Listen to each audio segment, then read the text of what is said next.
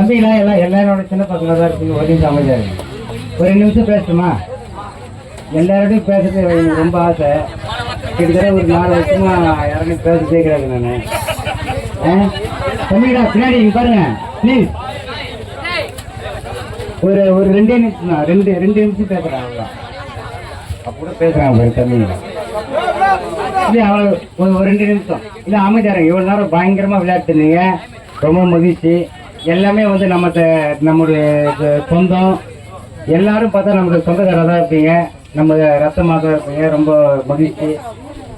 பாபா அம்பேத்கர் யாருன்னா நம்மளுக்கு வந்து தெரியும். இன்னைக்கு வந்து அவருடைய பிறந்த நாளில் ஒரு விளையாட்டு விளையாடுறோம். அதை காட்டிலும் வருஷத்துக்கு ஒரு தடவை தான் அவரை நம்ம பார்க்குறோம், பேசுகிறோம். கரெக்டா? வருஷத்துக்கு ஒரு தடவை தான். 365 நாளில் 164 நாள் மறந்துடுறோம். உண்மை இல்லையா?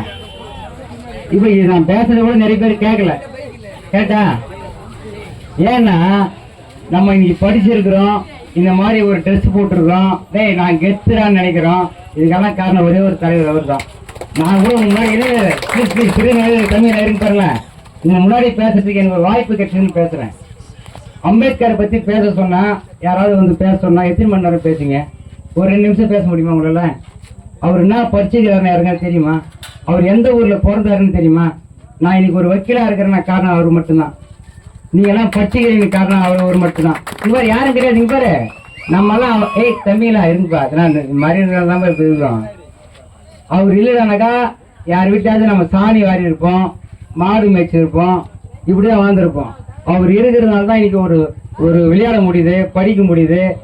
நமக்கு ஒரு தெய்வம் அவர் தான். நம்ம வந்து சாமி நேராக பார்த்ததில்லை, இவர் தான் நம்மளுடைய சாமி.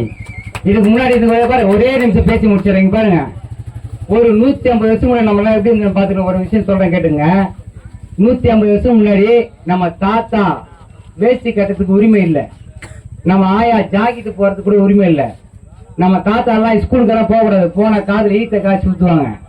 ஸ்கூல் பக்கம் போகக்கூடாது, மாடு அறக்கணும், அவ்வளவுதான். மாடு குணத்து மேல போற துணியை மட்டும்தான் போடணும். படிக்கிறதுக்கு உரிமை இல்லை, எந்த வேலையும் செய்யக்கூடாது. இங்க பாரு, ஊர் தெருவுக்குள்ள போக கூடாது. இப்படி ஜாதி பிரச்சனையால பல்வேறு பிரச்சனையால நம்ம வாழ்ந்தோம். பாபா சாஹேப் அம்பேத்கர் உருவாக்கி 2 வருஷம் 11 மாசம் 17 உழைச்சு பாடுபட்டு அரசியல் சட்டம் ஏசுனால்தான் இன்னைக்கு நம்மளால எல்லாரும் படிக்க முடிஞ்சது, எல்லாராலும் எல்லா உரிமையும் கிடைச்சிருக்குது, நம்ம விளையாட முடியுது, தாய் நிமிர்ந்து நிற்கிறோம். இன்னைக்கு எம்எல்ஏ எம்பி எல்லா பதவியும் அடைஞ்சிருக்கிறோம். இன்னைக்கு இருக்கிற எல்லா தலைவருக்கும் இருக்கிறாங்க. காரணம்னா பாபா அம்பேத்கர் மட்டும்தான். அது கடவுளுக்கு கூட நம்மளுக்கு கொடுக்கல. பாபா அம்பேத்கர் தான் நம்மளுக்கு உயிர், கடவுள் எல்லாருமே. அது மாதிரி ஒரு நாள்ல இன்னைக்கு வெற்றி பெற்றிருக்கிறீங்க. வெற்றி பெற்றிருக்க அந்த தம்பிகளுக்கு வாழ்த்துக்கள் சொல்றது மட்டும் இல்லாம இங்க பாருங்க, அவர் தான் நம்மளுடைய ரோல் மாடல். விஜயோ அஜித்தோ யாரும் கிடையாது. அவர் இல்லைன்னா உனக்கு விஜய கூட நீ பார்த்துருக்க முடியாது. பாபா அம்பேத்கரை கடவுளா நினைங்க, அவர் ரோல் மாடலா எடுத்துக்கங்க.